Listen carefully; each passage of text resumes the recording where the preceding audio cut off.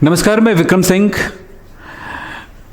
हम उन बच्चों को आज टारगेट कर रहे हैं इस वीडियो में जिन बच्चों ने केमिस्ट्री को एक तरह से डर बना रखा है, या उन बच्चों को टारगेट कर रहे हैं जिनको केमिस्ट्री समझ में नहीं आती है, ये उनके दिमाग में है।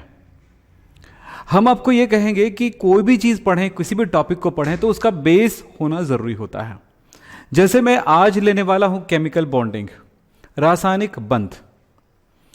अब ये समझो कि किसी भी कंपाउंड में, किसी भी यौगिक में उनके परमाणुएं आपस में जुड़ी होती हैं। किसी भी यौगिक में, एक अणु में उनके परमाणुएं आपस में जुड़ी होती हैं।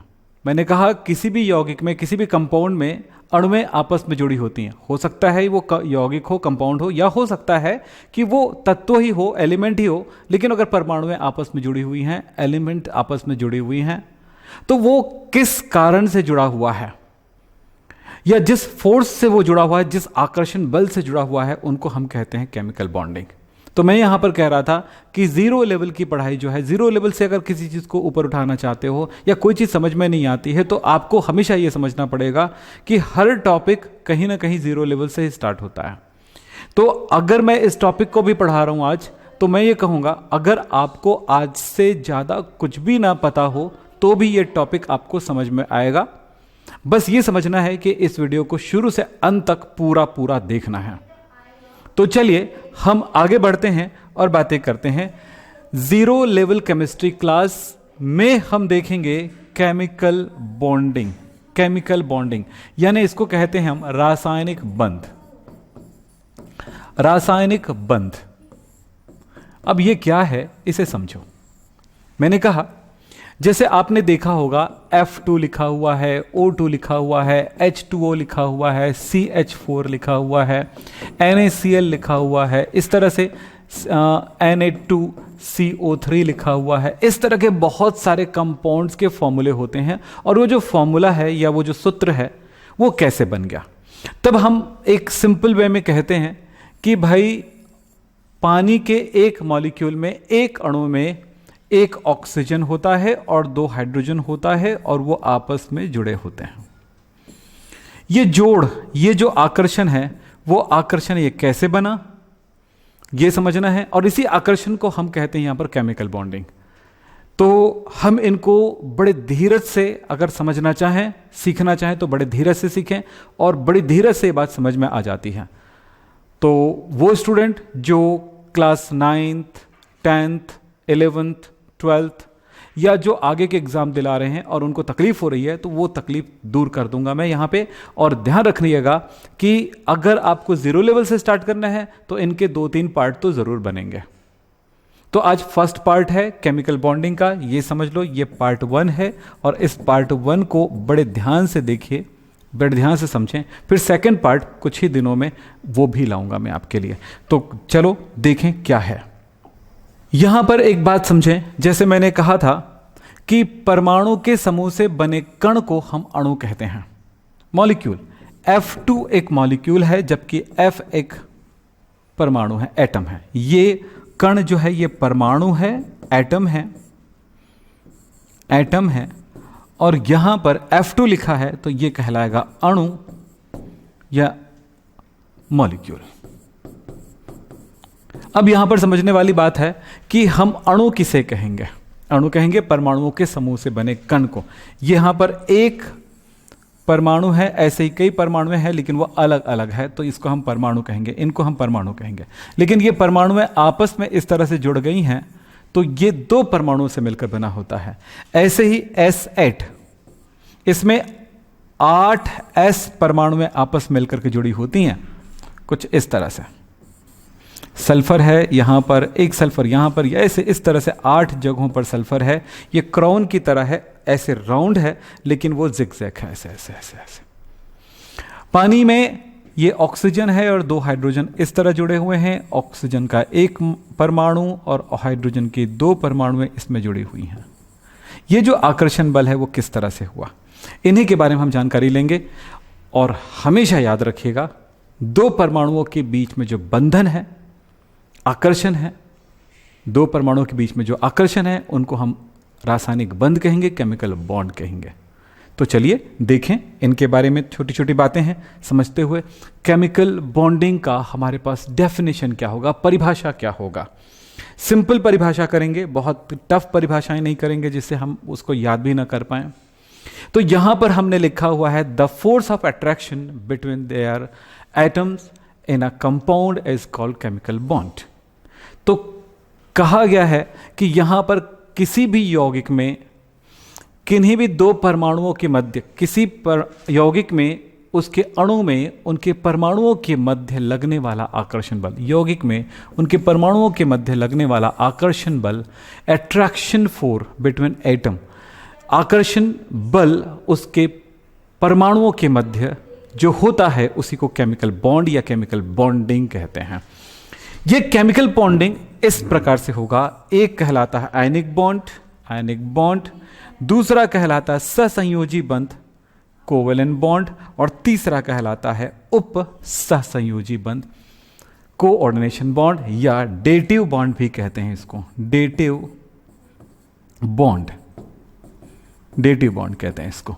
ठीक है, आयनिक बॉन्ड को हम इलेक्ट्रोवैलेंट बॉन्ड भी कहते हैं, विद्युत रासायनिक बंध भी कहते हैं।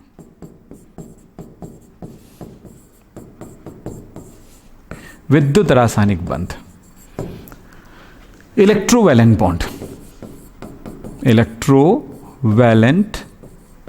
बॉन्ड। अब ये नाम तीन तो हम जान गए कि तीन प्रकार के बंध होती है, पर ये बॉन्ड कैसे बनेगा?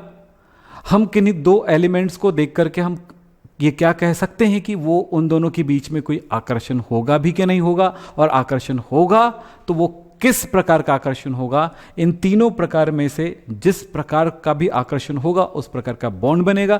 लेकिन उन एलिमेंट्स को पहले पहचानना है, और एलिमेंट्स को पहचानने के लिए उसके बेस में जाना पड़ेगा, जीरो लेवल में जाना पड़ेगा। जैसे मैंने कहा ना, जीरो लेवल, किसी चीज को समझने के लिए उसका जीरो लेवल क्या है वो जानना जरूरी है। तो इसका जीरो लेवल में जाकर के हम यहां तक जा सकते हैं। फिलहाल एक हल्की फुल्की जानकारी हम यहां पर पहले ले लें। हल्की फुल्की जानकारी क्या? आयनिक बंध, सहसंयोजी बंध, उपसहसंयोजी बंध होते क्या हैं? चलो छोटी छोटी लाइनों में इनको डिफाइन कर लेते हैं, छोटे छोटे बांध में। कि हमने कहा ये तीन प्रकार के होते हैं, आयनिक बंध, सहसंयोजी बंध और उपसहसंयोजी बंध। तो याद रखो, किन्हीं भी दो परमाणुओं के मध्य जब इलेक्ट्रॉन का आदान प्रदान होता है, ट्रांसफर ऑफ इलेक्ट्रॉन का ट्रांसफर होता है, एक से दूसरे में इलेक्ट्रॉन जाता है, तब इस कारण से जब बनता है कोई बंध, ए बी दो परमाणु हैं, एक परमाणु ने इलेक्ट्रॉन दे दिया बी को, ये दो परमाणु हैं, एक ने दे दिया बी को, तो ए हो गया पॉजिटिव, बी हो गया नेगेटिव, और इस तरह से दोनों के बीच में प्लस और माइनस आयन बन गए। और वो आयन चूंकि अलग अलग चार्ज में है इसलिए एक दूसरे को आकर्षित कर लेती है, और इस प्रकार कोई बंध बनता है। तो उस बंध को कहा जाता है आयनिक बंध। दूसरी बात है सहसंयोजी बंध, कोवेलेंट बॉन्ड।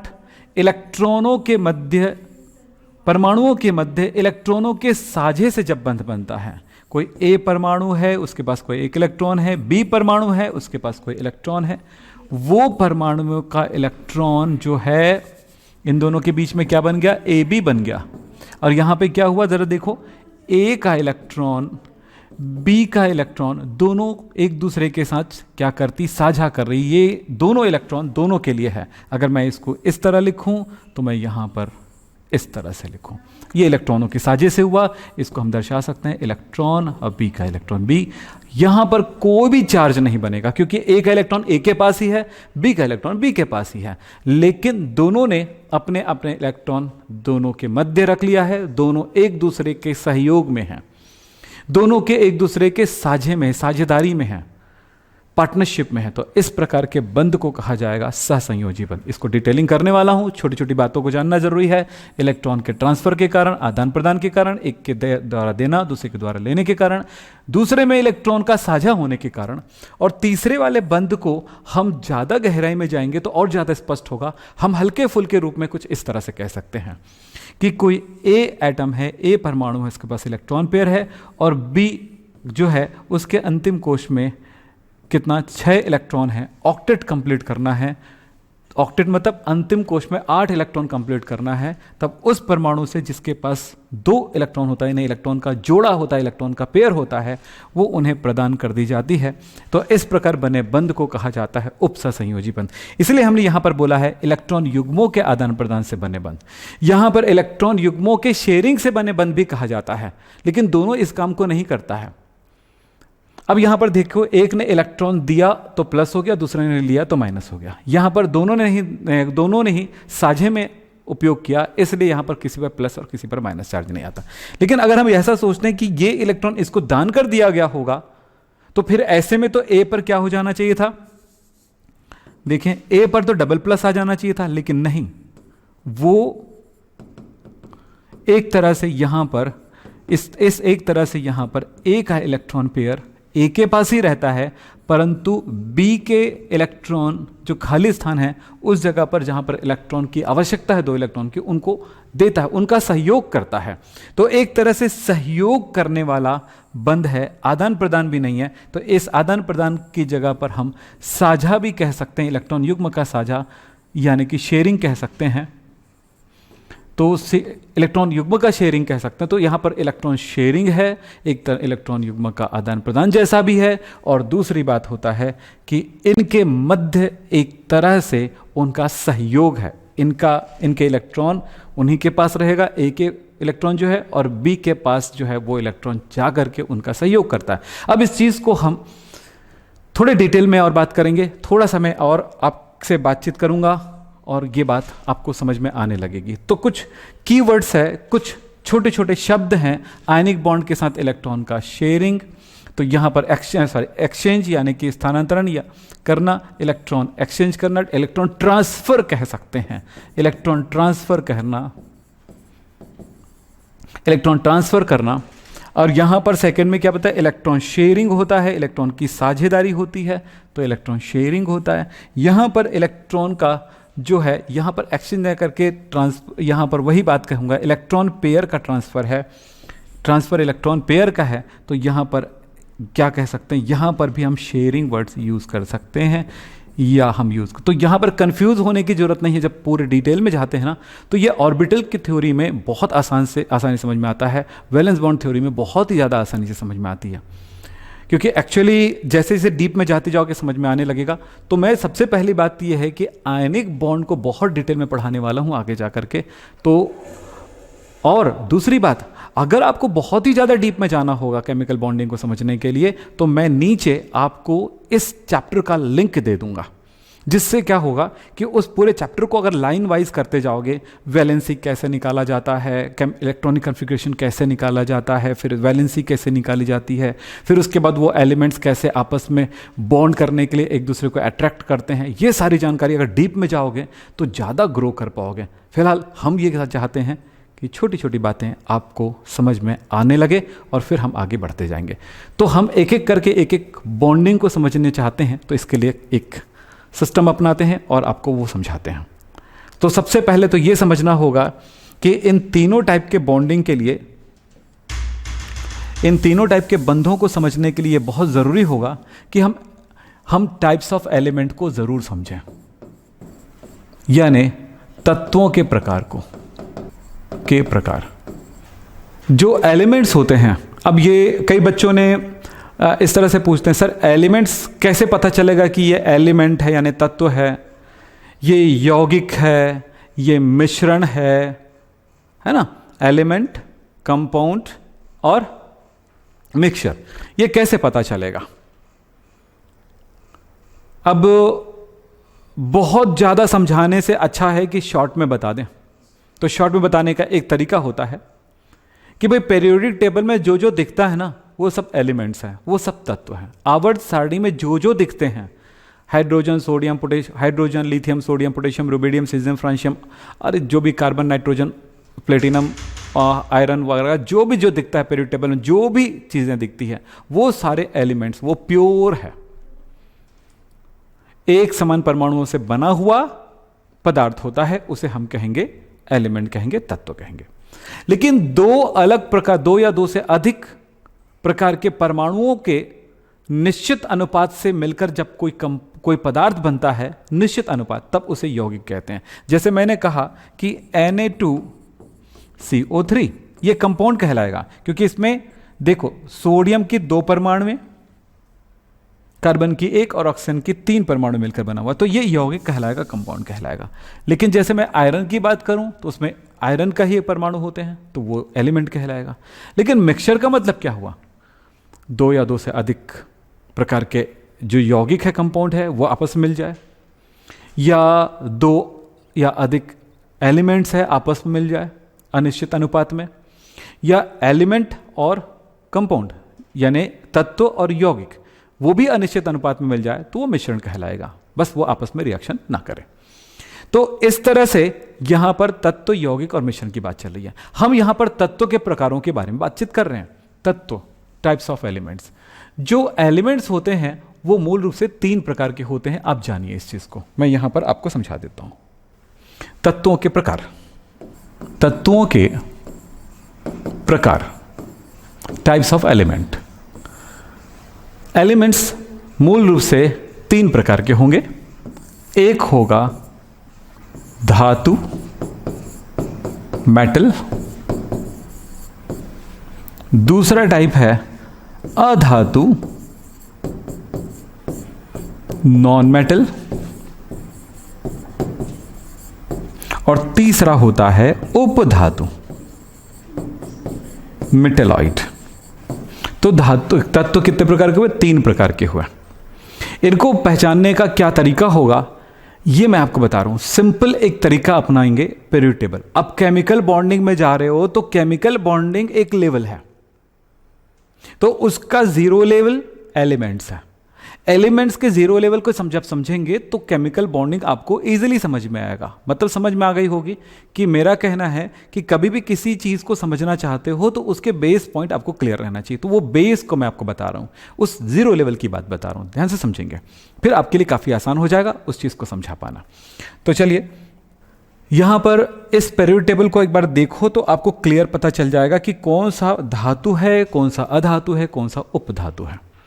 सिंपल इस बात पे ध्यान देना कि हम सिर्फ उपधातु को जाने, यानी जिसको मेटलाइट कहते हैं, सेमी मेटल्स कहते हैं, उनको जान गए तो मेटल और नॉन मेटल को एकदम अलग कर सकते हैं। बस पीरियड टेबल आपको आगे जाकर के याद रखना पड़ेगा। अगर याद नहीं है तो उसकी वीडियोस हैं हमारे पास प्री बेसिक केमिस्ट्री में, और लगभग सारे बच्चों को पता होगा, उस वीडियोस को उन्होंने देखा होगा। उनको तो, आपको तो पीरियड टेबल बनाने भी आ जाता है, आपको ड्रॉ करने भी हमने सिखा दिए हैं, एलिमेंट्स को भरना भी सिखा दिए, इनको याद करा भी दिए हैं। और जिन लोगों ने किए होंगे वो जाकर के जरूर देखिए हमारे प्री बेसिक केमिस्ट्री के वीडियोस, उसमें आपको सब कुछ मिलेगा। तो चलिए यहां पर बात करते हैं। बस इतना याद रखो, यहां से ये देखिएगा, बस ऐसे याद रखो। ये देखिए मैं जिनको यहां पर बॉक्स में कवर कर रहा हूं, बस इतने को याद रखो आप। ये देखो बिल्कुल ऐसे जाओ आप। ये अभी जो न्यू एलिमेंट्स आए हैं इनके बारे में यहां से, इसके बाद से आपको नहीं भी जानेंगे अभी तो भी चलेगा, लेकिन यहां तक का पीरियड 6 और इन एलिमेंट्स में 7 तक का आपको याद रखना जरूरी होता है। तो कहां से? इसके बाद से अगर नहीं जानते हैं इन एलिमेंट्स को तो भी चलेगा, क्योंकि अभी ये आप इस लेवल में कंफ्यूज होंगे। सो यहां पर देखिए ये, फिर boron, silicon, arsenic, tellurium, astatine, फिर सिलिकॉन के नीचे वाला एलिमेंट, इसमें आर्सेनिक के नीचे वाला एलिमेंट, और ये इस तरह से 1 2 3 4 5 6 7 इतने एलिमेंट्स हमारे लिए ये क्या है? उपधातु है। बस इतना जान लो। उपधातु मतलब होता है जिस पर जो इलेक्ट्रॉन ग्रहण करके माइनस चार्ज वाला आयन बना सकता है, या इलेक्ट्रॉन दान करके धन आवेश वाला आयन बना सकता है। सिंपल सी बात, यानी जिसमें धातु और अधातु दोनों का गुण होता है। लेकिन इस पीरियड टेबल में इस उपधातु के इस तरफ जितने भी एलिमेंट्स आते हैं वो कहलाता है धातु। मतलब आप समझ सकते हो, बोरॉन से पहले जो एलिमेंट है, ये लिथियम है, बेरिलियम है, सब धातु है, पूरा धातु, पूरा मेटल, इस तरफ का पूरा मेटल है। और मेटल का मतलब होता है जो इलेक्ट्रॉन दान करके धनायन बनाती है, इन्हें इलेक्ट्रॉन दाता है। ये सारे एलिमेंट्स की विशेषता होती है कि जब कोई रिएक्शन कर रहा हो तब ये इलेक्ट्रॉन डोनेट करेगा, यानी मेटल इलेक्ट्रॉन दान करता है, इलेक्ट्रॉन आसानी से रिलीज करता है। किसकी तुलना में? इस तरफ वाले एलिमेंट्स में। अब इस तरफ जाओ तो अधातु होता है नॉन मेटल।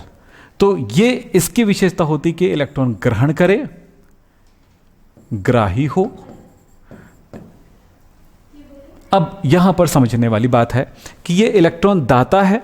दो एलिमेंट्स अगर रिएक्शन कर रहा हो तो धातु इलेक्ट्रॉन दाता और वो इलेक्ट्रॉन ग्राही। लेकिन ग्राही होने के साथ साथ ये दूसरा काम भी कर सकता है, साझा का। अब ये कैसे पॉसिबल है इसके बारे में बातचीत करूंगा, फिर केमिकल बॉन्डिंग के बारे में बहुत सारी जानकारी आपको मिल जाएगी। चलिए, हमने केमिकल बॉन्डिंग 3 प्रकार का देखा है और इसको हम यहीं पर थोड़ा समझने की कोशिश करते हैं। अब आपने देखा था ए था आयनिक बॉन्ड। तो आयनिक बॉन्ड उन तत्वों के मध्य बनता है जिसमें धातु को हम यहां पर डिनोट कर रहे हैं मेटल से, और नहीं मैं ऐसे लिख देता हूं उसको प्लस से और अधातु को माइनस से।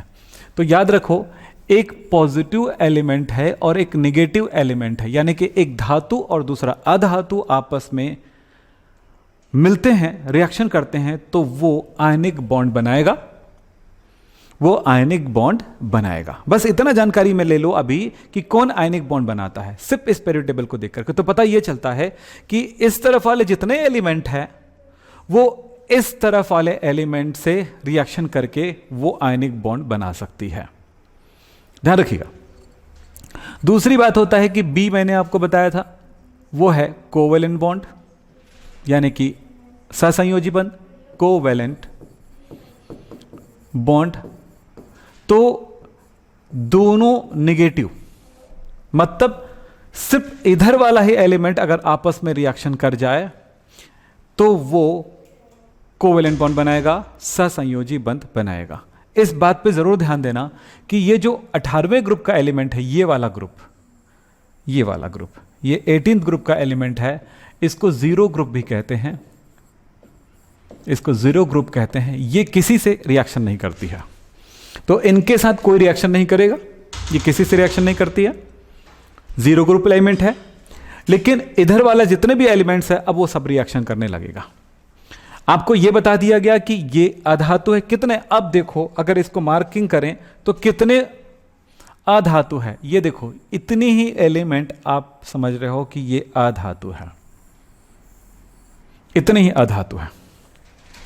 बाकी ये उपधातु है और उसके बाद जितने भी आ रहे हैं सब, यहां पर ये भी अधातु है, ये ध्यान रखेंगे। ये इतने यहां पे ये भी अधातु के अंदर लिखेंगे, लेकिन ये अधातु किसी से रिएक्शन नहीं करती, ये नॉन मेटल किसी से रिएक्शन नहीं करती है। तो आप देख रहे हो कि ये सब अधातु है, इतने उपधातु है यानी मेटलाइड है, और उसके इस तरफ जितने भी आपको दिखाई दे रहे हैं, जितने भी एलिमेंट्स दिख रहे हैं, वो सब मेटल है। बस एक्सेप्ट है, एक अपवाद है, एक को छोड़ करके, वो छोड़ करके है वो हाइड्रोजन को। हाइड्रोजन भी अधातु है, बस इतना। क्योंकि रियल में अगर इसको देखा जाए तो इसमें इलेक्ट्रॉन डोनेट करने का गुण भी होता है पर धातु गुण नहीं होती। ये गैस है, ये धातु नहीं है, अधातु है। बस इस तरफ जितने भी आते हैं तो सभी एस ब्लॉक एलिमेंट हाइड्रोजन को छोड़कर, सभी डी ब्लॉक एलिमेंट और सभी एफ ब्लॉक एलिमेंट, और देखो पी ब्लॉक के कुछ इतने एलिमेंट्स धातु होते हैं, मेटल होते हैं। हमने केमिकल बॉन्डिंग समझने से पहले ये हल्की जानकारी आपके पास होनी चाहिए। अक्सर बोलते हैं ना कि केमिस्ट्री पढ़ने जाने से पहले टीचर लोग बोलते कि यार पीरियड टेबल याद है क्या तुमको? नहीं है तो इसको याद करके रख लो। यूज कराए ना कराए उनकी प्रॉब्लम है, आपकी प्रॉब्लम है। लेकिन अगर हम आपको कह रहे हैं कि पीरियड टेबल के याद रहने से उसका यूज हो रहा है तो परफेक्ट यूज हो रहा है। आप समझें इस बात को। आवर्त सारणी याद रखना बहुत ही ज्यादा अनिवार्य है, ये ध्यान रखेंगे। अब यहां पर कुछ कुछ जानकारी तो हो गई। अब आपके दिमाग में बैठ रहा होगा, आप क्वेश्चन बना रहे होगे कि सर आयनिक बॉन्ड वाला तो समझ में आ गया कि मेटल और नॉन मेटल मिलेंगे तो पॉजिटिव नेगेटिव, पॉजिटिव मतलब मेटल, नेगेटिव मतलब नॉन मेटल, दोनों मिलेंगे, दो तरह के एलिमेंट मिलेंगे तो वो क्या होगा, आयनिक बॉन्ड बनेगा। और सिर्फ नेगेटिव नेगेटिव आपस में मिलेंगे तो कोवेलेंट बॉन्ड बनेगा, सहसंयोजी बंध बनेगा। लेकिन जब पॉजिटिव पॉजिटिव मिलेंगे तो क्या होगा, वो भी अगर जानना है तो भी जान लो यार। वैसे इसको हम यहां पर कह रहे हैं प्लस और प्लस मिलेगा तो उन दोनों के बीच में मेटालिक बॉन्ड बनता है, यानी धात्विक बंध बनता है, धात्विक बंध। और यह धात्विक बंध को अभी इस लेवल पे नहीं समझा जा सकता है, थोड़ा ध्यान रखेंगे। हर चीज को एक स्टेप लेने के बाद ही समझ सकते हैं, तो हर चीज का जीरो लेवल नहीं होता है, जीरो लेवल से ऊपर चढ़ेंगे फिर उसके बाद ऊपर चढ़ेंगे, ऐसा होता है। फिलहाल आपको क्लियर समझ में आ रही होगी, तो इसको कहते हैं metallic bond, metallic bond. Ionic bond जिन कंपाउंड में होता है उसको आयनिक यौगिक कहते हैं, आयनिक कंपाउंड कहते हैं। आयनिक बंध, विद्युत संयोजी बंध जिन यौगिकों में होता है उसको विद्युत संयोजी यौगिक या आयनिक यौगिक कहते हैं। सहसंयोजी बंध यानी कोवेलेंट बॉन्ड जिन यौगिकों में होता है उनको कोवेलेंट कंपाउंड कहते हैं, कोवेलेंट यौगिक कहते हैं। ये बात तो एकदम क्लियर हो गया होगा। अब चलते हैं, हमारे पास कुछ जानकारी से हमने समझ गया धातु अधातु उपधातु, क्लियर हो गया ना। अब इस बात को लेकर के हम कुछ बातें करेंगे, कुछ और काम करेंगे जो आपके समझने के लिए है। जैसे कि यहां से समझो, आपको मैं आयनिक बंध समझाने वाला हूं, जरा ध्यान दीजिएगा। एस ब्लॉक एलिमेंट, बीच में डी ब्लॉक एलिमेंट्स, नीचे एफ ब्लॉक एलिमेंट्स आते हैं। अगर आप सीखना चाहते हो तो S block P block element की सिंपल बातों को समझते हुए, सिंपल बातों को सीखते हुए अगर हम एडवांस की तरफ जाएं तो पूरी बातें समझ में आएंगी, क्योंकि हमें हल्की फुल्की जानकारी ना हो तो बड़ी जानकारी नहीं हो सकती है। तो उन सरल बातों को समझने की कोशिश करेंगे, मैं यहां पर आपको वो समझाता हूं। आप साइंस के स्टूडेंट हैं, आपको किसी तरह का भी डाउट आता है, प्रॉब्लम्स आते हैं, तो उन्हें सॉल्व कर सकते हैं डाउट नट से, चाहे वो मैथ्स हो, फिजिक्स हो, केमिस्ट्री हो या बायोलॉजी। आप किसी तरह की भी प्रॉब्लम होगा उसे आप डाउट नट ऐप में पूछ सकते हैं।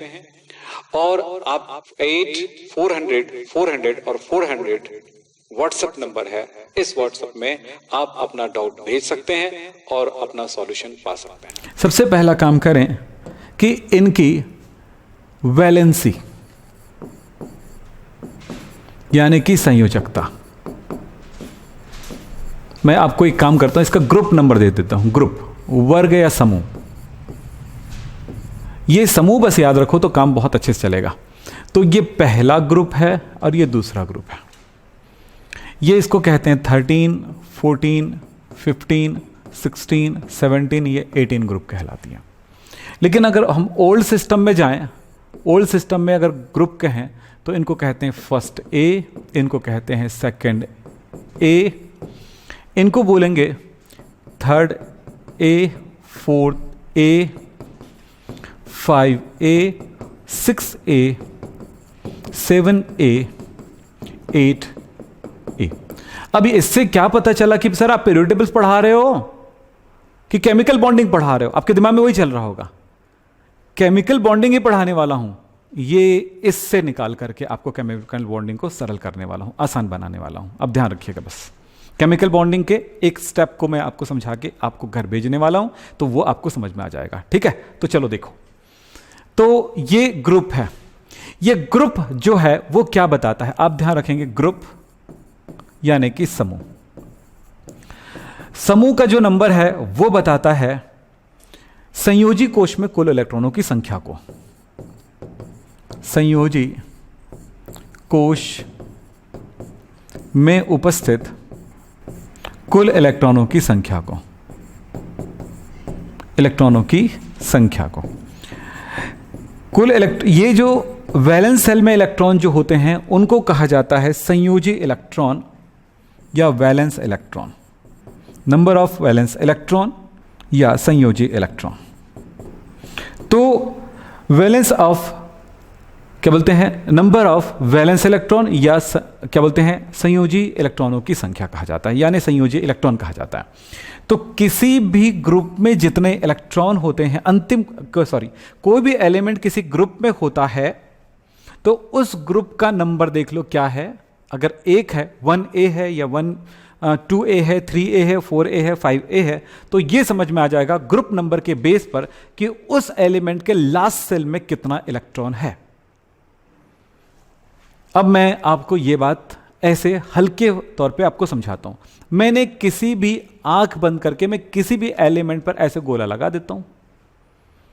अब देखो कहां पे गया गोला, यस ये चला गया है फास्फोरस पे, ये फास्फोरस पे चला गया, पी पर। अब पी के अंतिम कोश में कितना इलेक्ट्रॉन है मुझे पता लगाने के लिए जाना पड़ेगा इसका ग्रुप नंबर क्या है। ओल्ड सिस्टम से ना रोमन नंबर के साथ दिया गया है वो नंबर से, तो ये लिखा है 5A, तो ये ग्रुप नंबर हो गया इसका 5A। इसका मतलब है इसके वैलेंस सेल में इलेक्ट्रॉनों की संख्या है 5। मैंने बिना देखे ऐसे लगा दिया तो यहां पर Ga पर लग गया, तो Ga कौन से ग्रुप में है ये फिर देखो, 3A, तो गैलियम है ये और ये है 3A में है, तो इसका मतलब है इसके लास्ट सेल में 3 इलेक्ट्रॉन है। ये बात समझ में आ गई। इस बेस पर एक चीज और सीख जाते हो कि इस फास्फोरस में अंतिम कोश में 5 इलेक्ट्रॉन है। आपको विश्वास नहीं है तो मैं आपको और बताता हूं। फास्फोरस का एटॉमिक नंबर होता है 15 और इलेक्ट्रॉनिक विन्यास मुझे लगता है कि सारे बच्चों को बनाने आता है, नहीं आता है वो भी सीख लें, प्री बेसिक केमिस्ट्री का फर्स्ट वीडियो है, आप जाके देख लें। 285 अंतिम कोश में 5 इलेक्ट्रॉन है। तो इस तरह से अंतिम कोश में कितना इलेक्ट्रॉन है ये पता चल जाता है। सब में ऐसा ही करना है। तो अंतिम कोश में इलेक्ट्रॉन पता चल गया जिसको वैलेंस इलेक्ट्रॉन कहते हैं। तो फास्फोरस का valence number of valence electron 5 और गैलियम का 3 है। अब एक चीज इसी के साथ मजेदार बात आपको समझाता हूं, इसको मिटा दे रहा हूं, आपने ये बात समझ में आ गया होगा आपको, इसको हटा देता हूं यहां से। अब एक बड़ी चीज समझ में आ गई होगी कि फास्फोरस के लास्ट सेल में 5 इलेक्ट्रॉन है और गैलियम के लास्ट सेल में 3 इलेक्ट्रॉन है। इससे दो चीजों का पता चलने वाला है। एक Lewis dot symbol, Lewis dot symbol बहुत जरूरी है जानना, डिटेल में पढ़ने के लिए आपको और भी वीडियोस हैं उनको जरूर देख लीजिएगा प्री बेसिक केमिस्ट्री में। अभी मैं हल्का चीज बताता हूं। अगर कोई एलिमेंट के बारे में पता चलता है जैसे कि गैलियम है, गैलियम के बारे में पता चला कि उसके अंतिम कोश में 3 इलेक्ट्रॉन है, तो उनको डॉट के रूप में आपको लगाना है, 4 जगहों पर फैलाना है। 4 स्पेस होते हैं, 4 जगहों पर रखना है। तो इलेक्ट्रॉन कितना है, 3 है, तो 1 2 3। तो इसमें इस तरह जाएगा, चौथी जगह पे इलेक्ट्रॉन है ही नहीं तो कहां से रखेंगे, तो ये हुआ। लेकिन फास्फोरस का लेविस डॉट सिंबल क्या होगा, लेविस डॉट सिंबल क्या होगा फास्फोरस का, 5 इलेक्ट्रॉन है अंतिम कोश में, तो 1 2 3 4। मैंने कितने जगह रखने के लिए बोला, 4 जगहों पर। तो पहले एक एक करके रख लेना, फिर उसके बाद अब इलेक्ट्रॉन आएगा तो उसको पेयरिंग करना, युग्मन करना, जोड़ी बनाना। तो 4 हो गया, 5वां किसी न किसी के साथ जोड़ी बना लेगा। चलो ये हो गया। आपको क्या क्या पता चल रहा है देखते जाइएगा। आप केमिकल बॉन्डिंग को जानने से पहले जानने के लिए बहुत सारी चीजों को जानकारी हो रही है और फिर केमिकल बॉन्डिंग का एक स्टेप आपको मैं समझा दूंगा बहुत क्लियर रूप में। तो ये बात तो पता चल गया। तो फास्फोरस के बारे में पता चल गया कि ये इनकी ये है लेविस डॉट सिंबल, गैलियम की ये है। इससे क्या पता चला, इसमें पता चलता है कि number of unpaired electron, unpaired electrons, अयुग्मित इलेक्ट्रॉनों की संख्या कहेंगे। अयुग्मित, मैं इसको मिटा देता हूं थोड़ी देर के लिए। अयुग्मित इलेक्ट्रॉनों की संख्या पता चला, इलेक्ट्रॉनों की संख्या। इलेक्ट्रॉन को मैं ई माइनस से दर्शा रहा हूं, लंबा इलेक्ट्रॉन लिखूंगा उससे अच्छा, की संख्या, इसको मैं यहां पर स्मॉल n से डिनोट कर देता हूं। तो इसमें अयुग्मित इलेक्ट्रॉनों की संख्या कितनी है, 3, 1 2 3। अब आपको यह बता दूं कि अयुग्मित इलेक्ट्रॉनों की संख्या ही उसकी संयोजकता होती है। संयोजकता यानी कि वैलेंसी। वैलेंसी, वैलेंसी का मतलब भी आपको बता देता हूं, बंध बनाने की क्षमता, यानी bond, number of bonds create करने की उसकी क्षमता, कितने बॉन्ड वो क्रिएट कर सकता है। तो यहां पर बंध बनाने की क्षमता, मतलब वो परमाणु कितना बंध बना सकता है ये बताती है। तो यहां पर अब देखो, और ये किसके बराबर होता है? n के बराबर होता है संयोजकता। n होता है अयुग्मित इलेक्ट्रॉनों की संख्या और n ही उसकी संयोजकता है। तो संयोजकता किसके बराबर कितनी होगी? वैलेंसी कितनी होगी? n। और यानी कि वो कितनी बंध बना सकती है? वो 3 बंध बना सकता है। तो ये फास्फोरस जो है कितने बॉन्ड बना सकता है? 3। क्यों? देखो फास्फोरस आपने क्या क्या किए उसको रिमाइंड कर लेते हैं एक बार। आपने क्या क्या किए मैं यहां पर हल्का फुल्का रिमाइंड देता हूं आपको। आपने पता लगाया कि फास्फोरस के अंतिम कोश में कितना इलेक्ट्रॉन है। तो कैसे पता चला? नंबर ऑफ ग्रुप चेक करें, तो ग्रुप नंबर चेंज किया। फास्फोरस का ग्रुप नंबर है कितना? 5a। अब उससे पता चल गया वैलेंस इलेक्ट्रॉन कितना है? 5, यानी कि अंतिम कोश में 5 इलेक्ट्रॉन, 1 2 3 4 5। अब इससे क्या पता चलता है कि अयुग्मित इलेक्ट्रॉनों की संख्या 3 है। अयुग्मित इलेक्ट्रॉनों की संख्या 3 है, मतलब उसकी संयोजकता कितनी है? वैलेंसी कितनी है? वैलेंसी कितनी है? 3 है। तो इस तरह से बंध कितनी बना सकती है ये फास्फोरस? ओनली इन तीनों इलेक्ट्रॉन, इसी 3 इलेक्ट्रॉनों के साथ वो शेयरिंग करेगा, या इसके लिए इलेक्ट्रॉन ग्रहण करेगा, या इलेक्ट्रॉनों का शेयरिंग करेगा। मतलब ये समझ में आता है कि इसकी क्षमता कितनी है बॉन्ड बनाने की? 3। चाहे वो आयनिक बॉन्ड बनाए, चाहे वो कोवेलेंट बॉन्ड बनाए। तो बेसिक तौर पे हम कह सकते हैं कि फास्फोरस 3 बॉन्ड बना सकता है। अब बाकी चीजों के साथ सोचें। जो चीजें आपको नोट करना होता है बेटा नोट कर लेंगे, वीडियो को पॉज कर करके आप नोट कर लेंगे, थोड़ा सा बैक करके पॉज करके नोट कर लेंगे। यस, चलिए अगर आपको मैं बोलूं मैग्नीशियम का पता लगाओ, तो मैग्नीशियम का ग्रुप नंबर क्या है? 2a। तो मैग्नीशियम का 2a मतलब ये हुआ इसके अंतिम कोश में 2 इलेक्ट्रॉन है, 1 2। कितने बॉन्ड बना सकता है? तो इसकी वैलेंसी हो गई 2, बॉन्ड बनाने की क्षमता हो गई 2, अनपेयर इलेक्ट्रॉन हो गया 2। किसी का भी बता सकते हो। चलो ये ब्रोमीन की बात करता हूं। तो ब्रोमीन किस ग्रुप में? देखो तो 7th ग्रुप में है। ब्रोमीन 7th ग्रुप में है। तो ब्रोमीन 7वें ग्रुप में है। तो 1 2 3 4 5 6 7। आसान हो गया। अब बॉन्डिंग की तरफ जा सकते हैं। किसी भी एलिमेंट को उठा लीजिए। लेड 4th ग्रुप का है। तो ये लो 1 2 3 4। ज्यादा सोचने की जरूरत नहीं है, बल पहले तो अब इसी लेवल पे सोचेंगे ना, हाई लेवल पे सोचेंगे। कहीं पर अपवाद आता है, कहीं पर नहीं आता है, तो अपवादों को सोचने के लिए आपको उस लेवल को क्रॉस करना पड़ेगा जो प्राइमरी लेवल है। क्या आप इसी प्रकार से आसानी से केमिस्ट्री सीखना चाहते हैं? यदि हां तो विद्याकुल.com में आ जाइए, विद्याकुल ऐप में आ जाइए। मेरे सारे वीडियोस वहां पे मिलेंगे। इसके लिए आपको इस नंबर पे डायल करना होगा। यहां पर मिलेगा कंप्लीट वीडियो लेक्चर। जैसे ज्वाइनिंग करेंगे आपको पूरा का पूरा A to Z क्लास मिल जाएगा। न्यू अपडेट्स आ रहे हैं, नई वीडियोस बनती जा रही है, नई वीडियो भी उसमें शामिल होती जा रही है। साथ में कंप्लीट नोट्स मिलेगा, डाउट सेशन होगा। आप अपनी क्लास में बेहतर से बेहतर करने के लिए, अपनी अच्छे परफॉर्मेंस देने के लिए आप आए तो आप हमारे विद्याकुल.com में शामिल हो जाइए। शुरू में बचपने में जिस चीज को तुम सच मानते थे वो भी आज गलत साबित होती है। तो शुरू में ही वो गलत है करके क्यों नहीं बता दिया गया आपको? क्योंकि उस चीज को तुमको जानना है। वो समय के साथ भी बहुत सारी चीजों को सीखने का मौका मिलता है। तो यही कहानी है इस चीज के साथ। तो चलिए यहां पर बात हो गई, हमने क्या देख लिया। अब हमें क्या पता लगाने आ गया? वैलेंसी पता लगाने आ गया। सो मैं सारे एलिमेंट्स की वैलेंसी और लेविस डॉट सिंबल के बारे में हल्का फुल्का मैं आपको जानकारी यहां से भी देता हूं। इस ग्रुप के एलिमेंट को मैंने M कहा, तो इसमें अंतिम कोश में 1 इलेक्ट्रॉन है, फर्स्ट ग्रुप है। इस एलिमेंट के अंतिम कोश में 2 इलेक्ट्रॉन है, सेकंड ग्रुप का एलिमेंट है। सारे का ऐसे ही बनेगा, चाहे स्ट्रांसियम निकालो, बेरियम निकालो, जो भी निकालो। इस ग्रुप में आने वाले एलिमेंट्स के अंतिम कोश में कितना है? ये थर्ड A ग्रुप का है, तो 3 इलेक्ट्रॉन है। इस ग्रुप में आने वाले एलिमेंट्स के अंतिम कोश में 4 इलेक्ट्रॉन है। इस ग्रुप में आने वाले के अंतिम कोश में 5 इलेक्ट्रॉन है। इस ग्रुप में आने वाले अंतिम कोश में 6 इलेक्ट्रॉन। इस तरह से इसमें 7, ये लीजिए। और इस ग्रुप में आने वाले एलिमेंट्स में 8 इलेक्ट्रॉन होते हैं। बस इस हीलियम को छोड़ दो तो ठीक है, उसमें 2 होते हैं, क्योंकि वो असल में देखा जाए इलेक्ट्रॉनिक कॉन्फ़िगरेशन के बेस पर, अगर देखा जाए इलेक्ट्रॉनिक विन्यास के बेस पर देखा जाए हीलियम को, तो हम इस जगह पर रख सकते हैं। लेकिन गुणों के आधार पर हमने उसी ग्रुप में रखा है, वहीं पर रखा है। चलिए अब वैलेंसी की बात करते हैं, संयोजकता की बात करते हैं। संयोजकता इसका 1 होगा, अयुग्मित इलेक्ट्रॉन 1 है तो इसकी 2 होगी, 2 अयुग्मित इलेक्ट्रॉन है। इसकी संयोजकता 3 होगी, 3 अयुग्मित है। इसमें 4, इसमें 5, इसमें 6, इसमें 7, और इसमें शून्य, इसीलिए उसको शून्य ग्रुप कहते हैं, यानी कि वो बॉन्ड नहीं बना सकती। अब ये गलत है कि सही? रियल में यहां से आप गलती कर रहे हैं। क्या आपने नंबर ऑफ इलेक्ट्रॉन देखे और आपने नंबर लिख दिए? वही नहीं करना है, वही नहीं करना है। उसकी जगह पे क्या करना है वो जरा सोचो।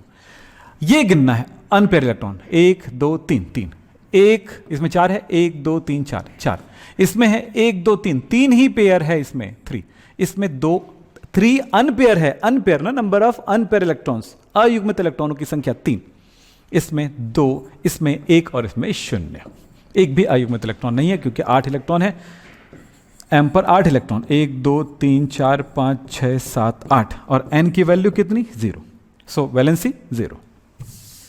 यह समझ में आ गया। अब मैंने आपको यह बताया था कि जो धातु होते हैं उस पर प्लस चार्ज और अधातु होते हैं उस पर माइनस चार्ज लगाएंगे, और आपको यह भी बताया था कि यहां से ये जो एलिमेंट्स है ऐसे आप तिरछा जाओगे तो आपको पता चल जाएगा ये उपधातु है, तो इसके ये भी उपधातु है और ये भी उपधातु है। सेलेनियम को भी कुछ जगहों पर उपधातु माना जाता है कुछ कंडीशन में, तो चलिए ये उपधातु है। तो जितने अधातु हैं उस पर ये जो वैलेंसी है वो क्या आएगा? निगेटिव आएगा। जैसे मैं कार्बन जानता हूं कि कार्बन क्या है? अधातु है, तो इसके लिए ये प्लस होगा -4, नाइट्रोजन के लिए -3। अब माइनस क्यों लगाया? क्योंकि वह अधातु है, नॉन मेटल है। इसी तरह से ऑक्सीजन के लिए -2, और ये फ्लोरीन माइनस होगा क्योंकि अधातु है, और चार्ज कितना होगा? वैलेंसी कितनी? 1। अब यहां पर बात करते हैं सेलेनियम, इसके सल्फर की बात करता हूं, तो सल्फर के लिए क्या होगा? सल्फर अधातु है -4 और वैलेंसी है 2। अब यहां पर जाएंगे, चलिए। कैल्शियम है, कैल्शियम धातु है, मेटल है, तो मेटल पर लगाएंगे, मेटल है यानी प्लस, और वैलेंसी है 2 क्योंकि अयुग्मित 2 है। अब समझ में आ गया होगा, धातु पर प्लस और अधातु पर माइनस। अब यहां पर अगर आप कंफ्यूज हो गए तो एक काम करो, वीडियो को एक बार और रिवाइज करके देख लो, मैंने बात एकदम क्लियर कहा है। हमेशा याद रखो, जब भी आप दिमाग फंसता है वीडियो बैक करके देख लो, ठीक है? क्लियर हो गई बातें? क्या बोला मैंने? धातु पर माइनस, धातु पर प्लस और अधातु पर माइनस, मेटल पर प्लस, नॉन मेटल पर माइनस। और कितना प्लस और कितना माइनस? जितनी उसकी वैलेंसी है, जितनी उसकी वैलेंसी है। मतलब वैलेंसी को ही हम यहां पर प्लस या माइनस के रूप में हम दर्शा रहे हैं। अब समझ में आ गई हमको कि हम एक छोटी सी बात आपको बताने वाले हैं, जरा ध्यान से सुनेंगे। आयनिक बॉन्ड, आयनिक बॉन्ड किनके किनके बीच बनेगा? मेटल प्लस नॉन मेटल, ठीक है? किसके बीच? मेटल और नॉन मेटल के बीच बनेगा। मेटल, अब देखो, मान लेते हैं मेरे पास है सोडियम Na, मेटल है, और मैं उधर से ले लेता हूं कोई नॉन मेटल, मैंने लिया क्लोरीन। अब दोनों की वैलेंसी की बात करते हैं। सोडियम की वैलेंसी 1 है, क्लोरीन की वैलेंसी 1 है। सोडियम मेटल है, +1 हुआ, क्लोरीन -1 हुआ। ये इस फॉर्म में आ जाएगा रिएक्शन करते समय, या आपस में मिलते समय इस रूप में आ जाएगा। एक बार और बताऊंगा ना, ध्यान रखना, 2 एग्जाम्पल दूंगा, आपको क्लियर समझ में आ जाएगा 2-3 एग्जाम्पल में। तो सोडियम के अंतिम कोश में 1 इलेक्ट्रॉन प्लस क्लोरीन के अंतिम कोश में 7 इलेक्ट्रॉन, जैसा कि आपने जाना है, 1 2 3 4 5 6 7। अब समझो कि ये क्या होने वाला है, अंतिम कोश में 1 इलेक्ट्रॉन है और इसके अंतिम कोश में 7 इलेक्ट्रॉन है। ऑक्टेट कंप्लीट करने के लिए ये 1 इलेक्ट्रॉन डोनेट करेगा, ऐसे ही पढ़े थे। तो ये 1 इलेक्ट्रॉन डोनेट कर दिया तो ये Na पर प्लस चार्ज आ गया, एक ही बार आएगा। क्लोरीन 1 इलेक्ट्रॉन इनसे ग्रहण कर लिया, Cl। अब बेटा देखो क्या होने वाला है, इसके 1 इलेक्ट्रॉन को इन्होंने ग्रहण कर लिया, ये लीजिए, तो इसमें माइनस चार्ज आ गया। कितना प्लस है? ये 1। ये कितना माइनस है? 1। 1 प्लस 1 माइनस।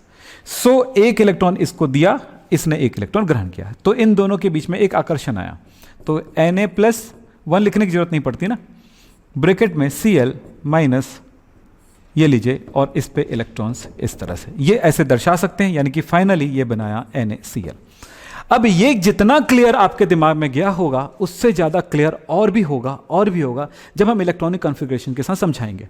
फिलहाल आयनिक बॉन्ड को अगर आप यहाँ पर कुछ स्तर पर देखना चाहते हैं, क्योंकि ये वीडियो को मैं ज़्यादा लंबा नहीं करना चाहता हूँ और बहुत सारी गहराइयाँ हैं उनको आपको समझाना चाहता हूँ, तो बातों को समझने के लिए आपको छोटी छोटी बातों पर ही ध्यान रखना है।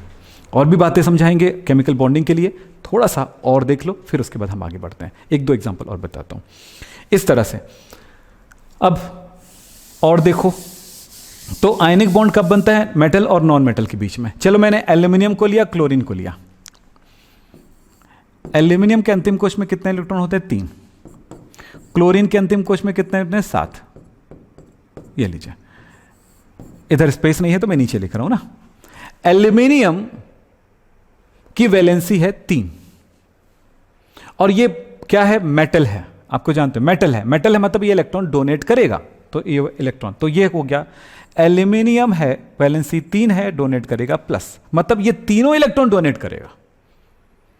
दूसरी तरफ चलो, Cl क्लोरीन, क्लोरीन जो है इसकी वैलेंसी है 1 और अनपेयर इलेक्ट्रॉन 1 हो गया, और वो नॉन मेटल है इसलिए माइनस, मतलब ये समझ में आ रहा है कि ये एक इलेक्ट्रॉन गेन करेगा। तो देखो, एक एल्यूमिनियम एक क्लोरीन को 1 इलेक्ट्रॉन दान किया, तो इस जगह पर इसके डोनेट होने पर 1 प्लस चार्ज आया और इस इलेक्ट्रॉन के यहां पर आने से 1 माइनस चार्ज आया।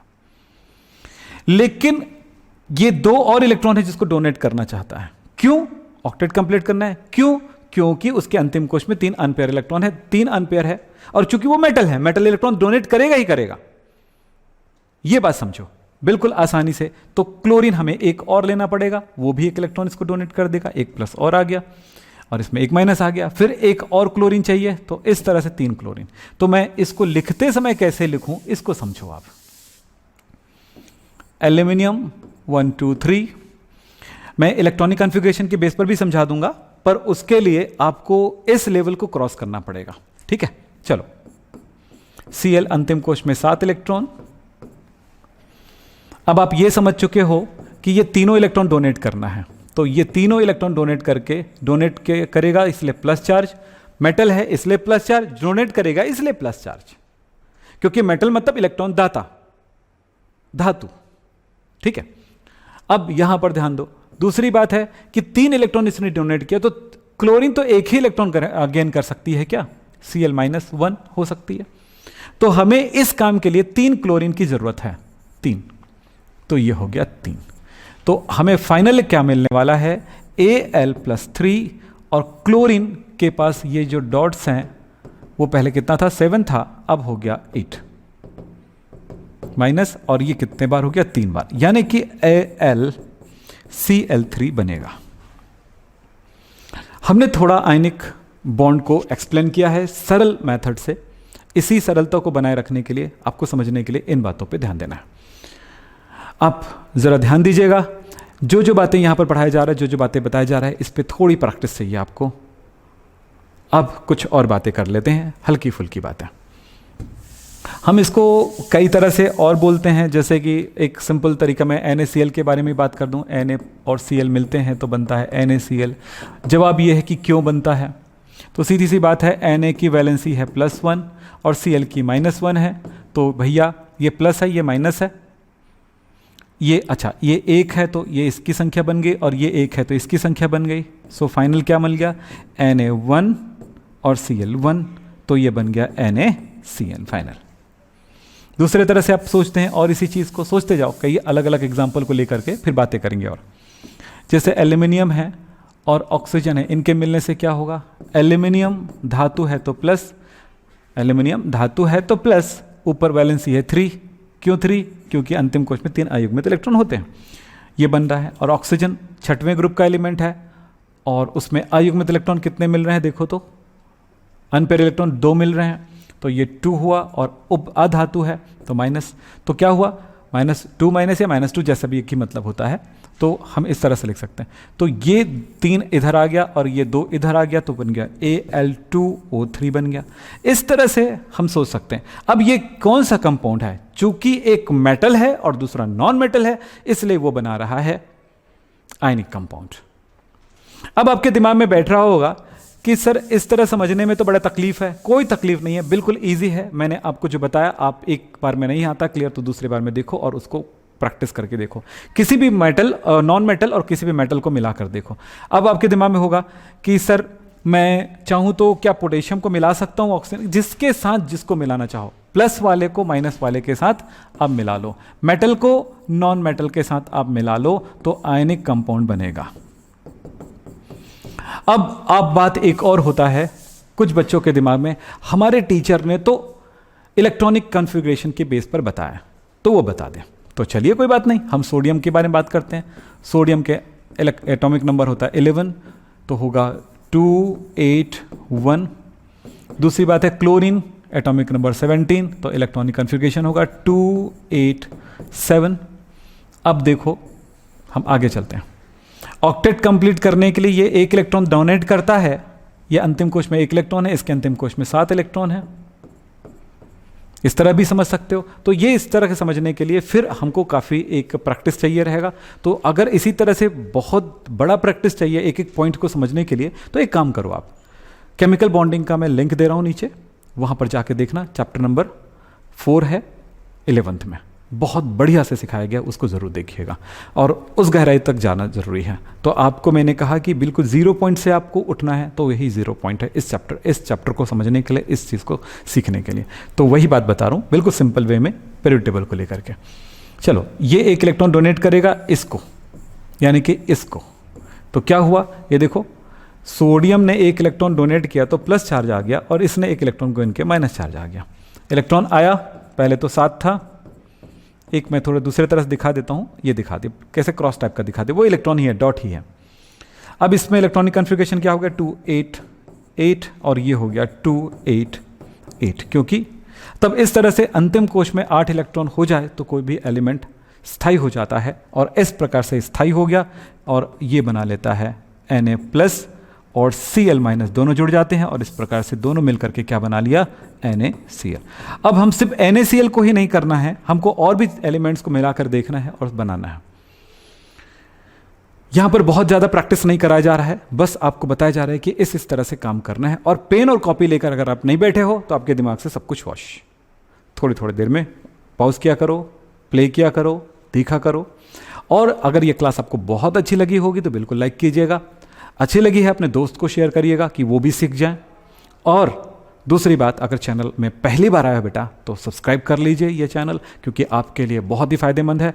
और जैसा कि मैंने कहा है कि हर वो बच्चा जो बेस को पकड़ करके आगे बढ़ना चाहता है और जिनको बहुत आगे जाना है और उनको तकलीफ हो रही है केमिस्ट्री को समझने में, तो मेरे चैनल से और कोई अच्छा चैनल आपको नहीं मिलने वाला है। तो ये है इस चैनल की खास बातें।